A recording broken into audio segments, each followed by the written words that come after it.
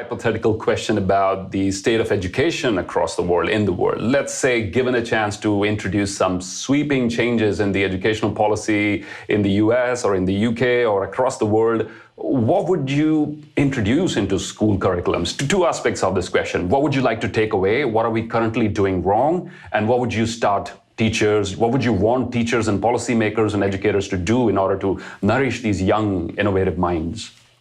Okay, so I'd make every child begin the day by saying, I am enough, not because just I'm enough. I'd have every child state that, affirm it, and say, I'm enough. Say it as a group, say it individually.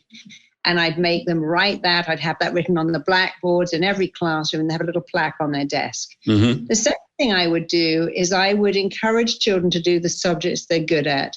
I think making a child do Latin or French or science when it's not their inclination is like making a kid who's not very sporty do sport. It actually damages them because they focus on what they can't do. Making a kid do art when they're not arty. And they already do that in Norway. In Finland, you only go to the lessons you self-select, and they found that that's an amazing thing. So that's the two things I would implement. Mm-hmm. I would take away actually prize giving, because I don't think you should give a child a prize, because what happens is a smart kid who doesn't have to do any work or any prep gets the prize, and you should reward effort, not achievement. You should get effort for trying, not for the fact that, I just am such a genius. And I mean, at my daughter's school, there was one kid, she got the prize for every subject every year. And every time she went up, all the other kids would go, oh, because they couldn't compete with her. But she didn't even try. Mm-hmm. She was so gifted. And it's just, I think prize giving is wrong, because when one kid gets the prize, 30 other kids don't.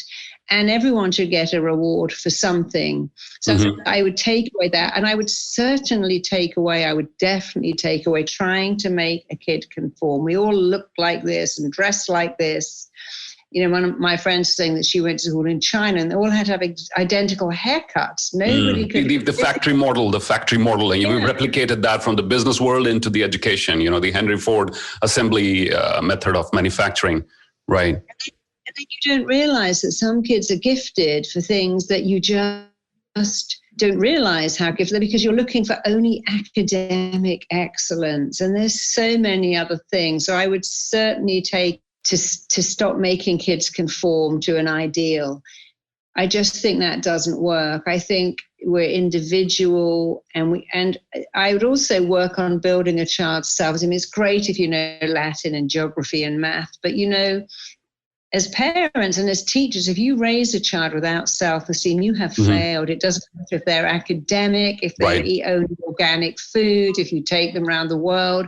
If they don't have high self-esteem, you have failed. Right. And schools should have self-esteem classes. That should be the number one thing on the curriculum, because with self-esteem, you have everything. Without it, it's like Marcus Garvey said, without confidence, you're twice defeated. And that's so true. Indeed. And yet all the emphasis is on learning math and algebra and languages. In India, what we do is even make it even more difficult. It's a hyper-competitive environment in terms of getting through all these exams.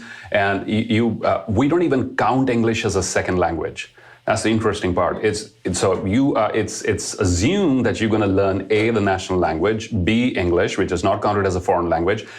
Number three is your regional language from whatever region you come from. So if I'm from Punjab, I'll be learning Punjabi. The regional governments want to make sure that kids don't lose touch with their heritage and stuff. And then number four now is the trend of learning a so-called actual foreign language, which is German or French. So in effect, a primary grade student is learning 4 languages in addition to everything else. Yet, as you rightly said, they're not learning how to deal with rejection. They're not learning self-esteem. So thank you for your inputs on that.